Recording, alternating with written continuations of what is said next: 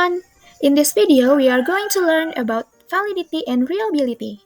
We will talk about meaning, purpose and benefits of validity, calculate the validity of test items, calculate the validity of test device, meaning, purpose and benefit of test device reliability, and technique of calculating the reliability of the test device. So let's get started. Hello everyone. In this occasion, I would like to explain you about test validity. Validity is the quality that shows the correlation between measurement and the meaning of learning criteria or behavior. Validity is the level of accuracy between the data produced in a study and the performance presented by the researcher. Valid data is a data that is the same between the data present by the researcher and the real data produced. Based on the above, the definition test validity is the level of accuracy between assessment tools that indicates where the test measured what is being measured. The next material is the types of test validity. There are two types of test validity. The first one is the internal test validity and the second one is the external test validity. The internal test validity, there are two types. The first one is construct test validity. This test uses expert opinion. After completing an instrument based on a particular theory on the aspect to be measured, consult with an expert. After completing the design expert test, equipment testing will continue. The second one of internal test validity is content validity. Content validity means that all statement items placed on the questionnaire include all the substance to be measured. For test instrument, you can vary content validity by comparing the content of the instrument with the material studied. Tools that measure implementation efficiency by comparing tools content with identified content or design. Next material about external validity. External validity of testing by comparing criteria with empirical facts in the field. Research has criterion validity if the research result can be generalized to other sample of the research population. Next material about purpose and benefits of test validity. A good test should be efficient, standard, normative, objective, valid, and reliable. Test validity measures the accuracy between assessment tools and show how a test predicts what it assesses. It helps measure the effectiveness of measuring instrument or medium for obtaining data. A test considered highly valid provides precise and accurate result according to its intended purpose. Tests that do not meet that measurement objective are said to be invalid. Validity also ensures the accuracy of the measurement. A valid measuring instrument can detect small differences in the attribute it measures. Hello everyone. Here I would like to inform you how to calculate the validity of test items step by step.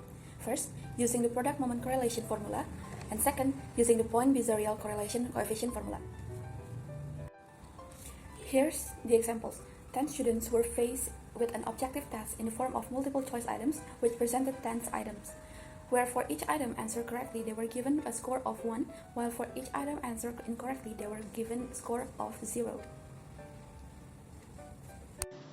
I'm going to show you how to calculate the validity of test items with the previous example using the product moment correlation formula. First, create an item analysis table for calculating item validity. Here we would like to calculate the validity of item number 6. Next, calculations are carried out using the product moment correlation formula. On this opportunity, we use with row numbers.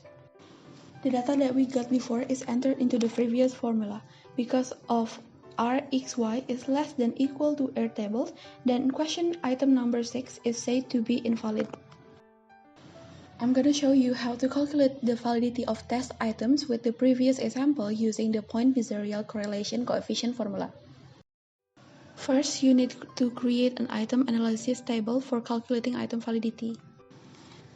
Second, you need to calculating MT, and third, you can calculating SDT. Next, we can calculating MP.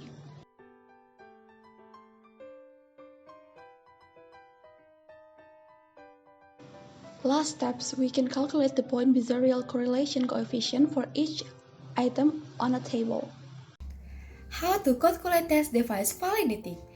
Using the product moment correlation formula, there are two types, namely first, product moment correlation with rank numbers, and second, product moment correlation with deviation. This is the moment correlation formula with rank number. This is moment correlation formula with deviation. For example, this is the class 5 trial result data at Singaraja Laut Elementary School.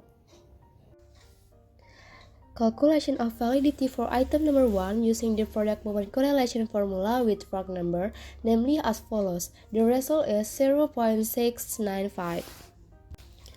Calculation of validity for item number 1 using the product moment correlation formula with deviation, namely as follows. The result is 0.807. When compared with the question calculated using the rank number formula, it turns out that there is a difference of 0.112 greater than that calculated using the deviation formula. This is normal because in doing multiplication or addition, if three or numbers behind a comma are obtained, rounding up is done, this difference is so small that it can be ignored. Reliability. Reliability means something that can be trusted or test resistant. Based on Walliser, reliability is the constancy of measurement. Based on Ghazali, reliability is a tool for measuring a questionnaire, which is an indicator of variables or construct. And Sumadi Suryabhata said, reliability shows the extent to which the measurement result with the tool can be trusted. Based on their opinion, we can conclude that test reliability refers to understanding of whether a test can consistently measure something that will be measured over time. If a test has the ability to produce a steady measurement, it does not change if it's used repeatedly on same target, the same measuring instrument and the same procedure, it can be said that the test is reliable. The characteristics of reliability are: test is to be good if it can produce a score that is accurate enough.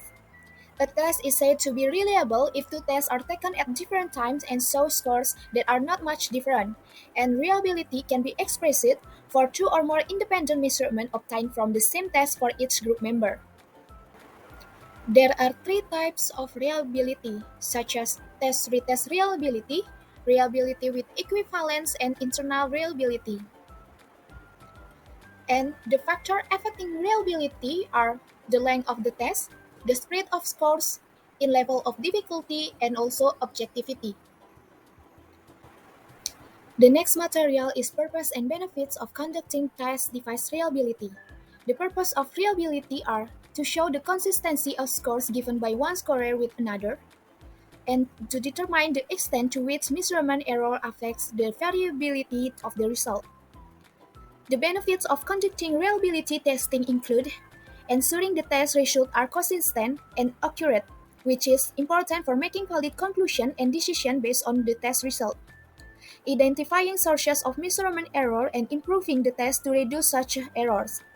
Increasing confidence in test results and the conclusion drawn from them, and then increases the credibility and trustworthiness of tests and the research that use them.